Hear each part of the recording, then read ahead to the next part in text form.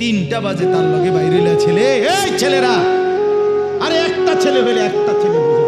তুমি যদি মার সন্তান হও, তুমি যদি মুসলমানের ঘরে জন্ম নিয়ে থাকো, তোমার বাবা মুসলমান, তোমার মা মুসলমান, একটা ছেলে, আমার কথা শোনো, একজন 3টা বাজে বাইরে হইলাই ফুলাডির লগে, রাতের 10টা পর্যন্ত আড্ডা দিলা, 7 ঘন্টা, একটা ছেলে তোমার একবার বললো না যে দোস্ত আসরের নামাজ পড়তি না, মাগরিবের নামাজ পড়তি না, এশার নামাজ পড়তি না?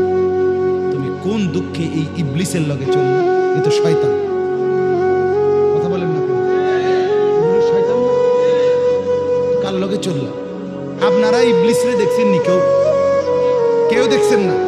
চান না চিন্তা করে? দেখছেন নি কেউ আপনারা? আমি দেখছি, হ্যাঁ, আমি অহরহ দেখি, আমি নিয়মিত দেখি।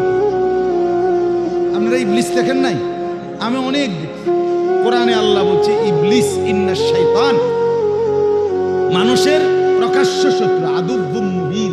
যে কোনো হুজুরে জিজ্ঞাসা করে, বুঝো নাই যে তোমার এই মোবাইলে উলঙ্গ ছবি দেখাইতে শুরু করছে, মনে করলে শয়তান দেখছো না? এই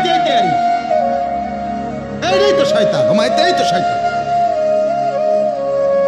যেই মেয়ে বেপরদা নিজের শরীর দেখাইয়া হাঁটতেছে 8-7 কাপড় পরে, তুমি ইবলিস দেখছো না? এই যে হাঁটতে যাইতে, এই যে যাইতেছে দেবড়ি, তো মামনে চিনছেন না ইবলিস?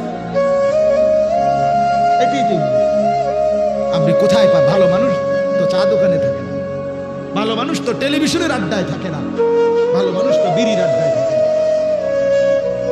ভালো মানুষ যদি খোদার কসম না থাকতো, আল্লাহর জমিন চাঁদ উঠতো না, সূর্য উঠতো না। নেককারের জন্য আল্লাহ দুনিয়া সাজাইছে।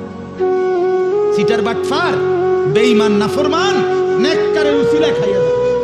এক রাত্রে শহরে বন্দরে যে জিনা বেবিচার মদ জুয়ার আড্ডা হয় বড় বড় শহরে, এক রাতেই গজব দিয়ে উল্টে এলাউনের কথা।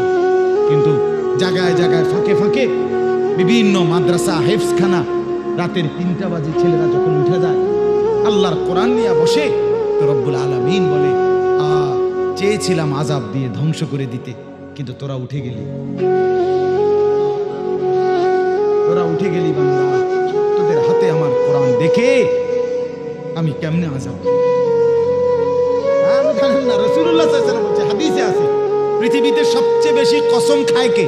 ব্যবসায়ীরা। এটা হাদিস, নবী বলছে যে সবচেয়ে বেশি কসম করে কে? ব্যবসায়ী। আর সবচেয়ে বেশি অভিশাপ দেয় কে? বেডিরা।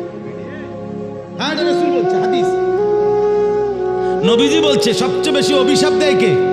একারে আফন ফুত, এ বডির ফুত, এতে হয়তো ফ্যাঁকের মধ্যে শরীরটা বড়াই লেছে, এ তারে গজব দিয়ে লেছে।